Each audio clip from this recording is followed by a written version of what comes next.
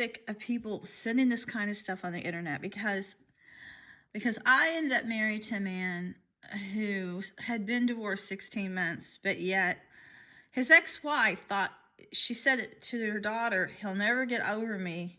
And she wouldn't let him. And she said, if you ever have any of the women in your life, I'll come and get the kids and take them away from you. And then after I married him, it took us, 17 years to finish our home here. I wanted to start from scratch. I left the house that he lived on Owl Creek, on the same street the Secret Service agent she stayed with a lot, Alex DeSico.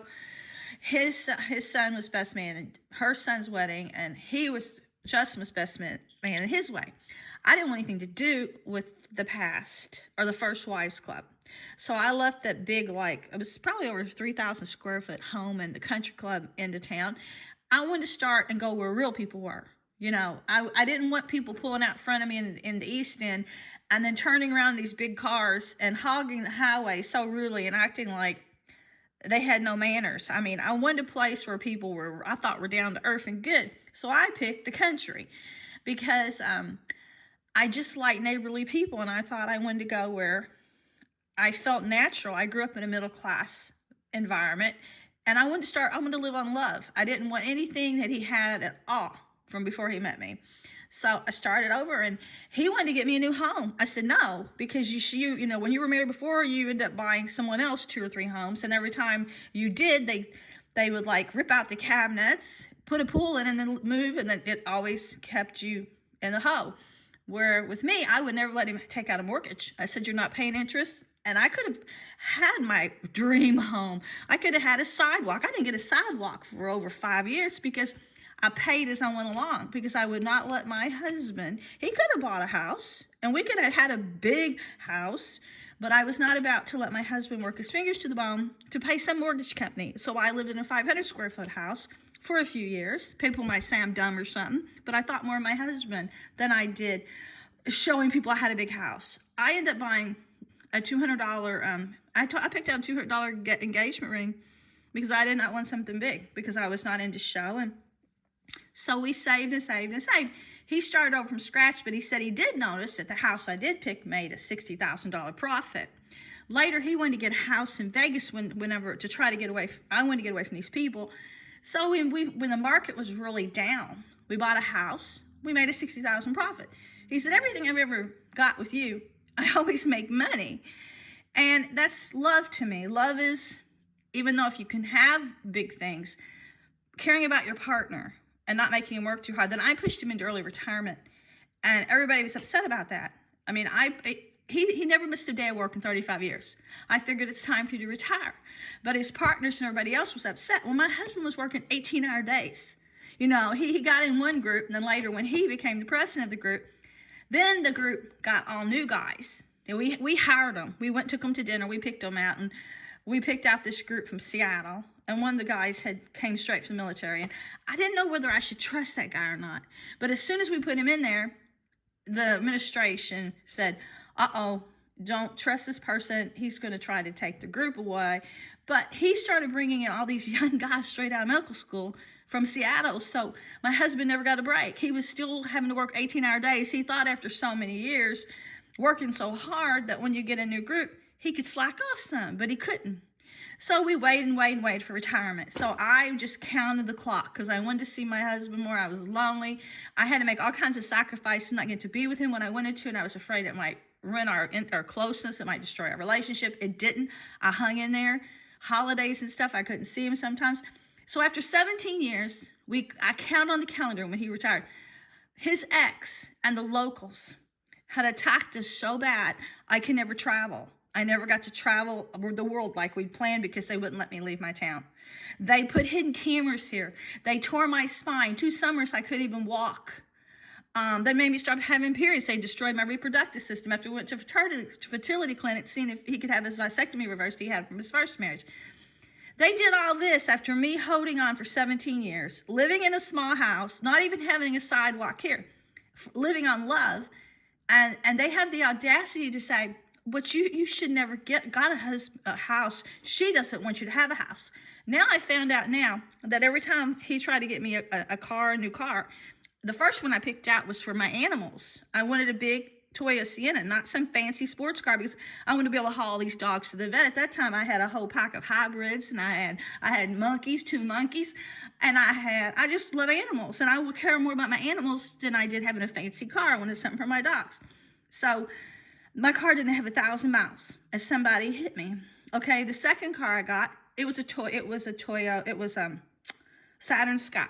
Okay, I wanted something to outrun these criminals that are chasing me. I needed something fast.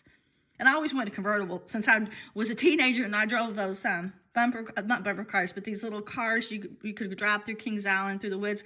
I said, oh my God, when I get older, I'm going to get a convertible. So that was my dream. After the dogs all died off and everything of old age, I got the convertible. Didn't have 1,000 miles on it. We're sitting parked at Derby Day. Somebody hits us. They pull him over. He's a guy that's got a Happy New Year hat on, about in his 70s. He was hitting cars and he didn't even know it. Somebody did something to his brain. They didn't take his insurance away. They opened the door and he says, Happy New Year. Another time I'm parked on Shelbyville Road. I'm waiting at the light. Some guy hits me in the same car. My car did not have 1,000 miles, just like the Sienna did. I look behind me. They're taking the guy away in handcuffs. They said, oh, well, he doesn't have a driver's, he has a suspended license. He's not supposed to be driving. He doesn't have insurance. We're taking him to jail. He hit me. Okay, another time, I'm coming from the Apple store. Next thing I know, I get hit hard. I get hit so hard, I cannot feel my feet for 20 minutes, and I have amnesia. The lady said she'd accidentally set her house on fire that day, and she didn't know she was driving. She was sworn. She had Geico insurance. And she said, well, sorry, I just didn't know. I was thinking of my house fire today and really disturbed. And she said she was upstairs and she had some grease downstairs. She went down. It was a fire and it burnt down her whole house. This stuff just does not just happen.